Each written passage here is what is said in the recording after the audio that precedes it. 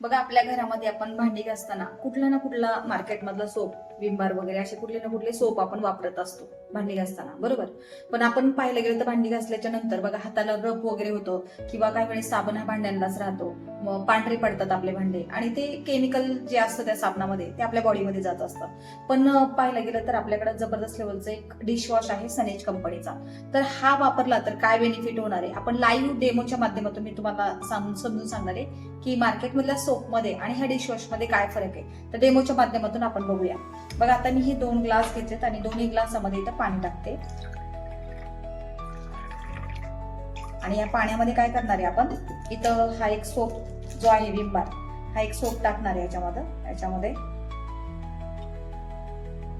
काय स्लॅशेस त्याच्यामध्ये ऍड करते मी. ओके, तुम्ही बघू शकता.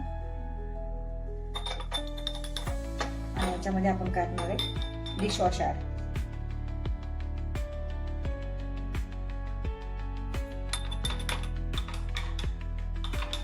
आता ह्याच्यात आणि ह्याच्यामध्ये एक डेमोच्या माध्यमातून मी तुम्हाला एक्सप्लेन करणार आहे आता.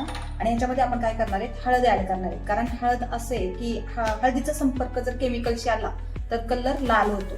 तर मी आता ह्याच्यामध्ये ऍड करते. ओके, तर आता आपण चेक करूया. हा आहे आपला विम बार आणि याच्यामध्ये आहे आपला डिशवॉश. तुम्ही बघू शकता ह्याच्यात आणि ह्याच्यात. बघा, आता हा कलर पूर्णपणे रेड झाला. म्हणजे हळदीचा संपर्क जर केमिकलशी आला तर कलर कसा होतो, लाल होतो. आणि आपल्या डिशवॉशमध्ये हळद टाकली तरी त्याचा कलर येल्लोच राहिलाय. कारण हे दाखवायचंय आपल्याला की हा आपल्या प्रोडक्टमध्ये कोणत्याही प्रकारचं केमिकल नाही. त्याच्यामुळे मला असं वाटते प्रत्येक व्यक्तीने आपल्या घरामध्ये भांडी घासण्यासाठी सनेज कंपनीचं डिशवॉश वापरलं पाहिजे. Thank you very much.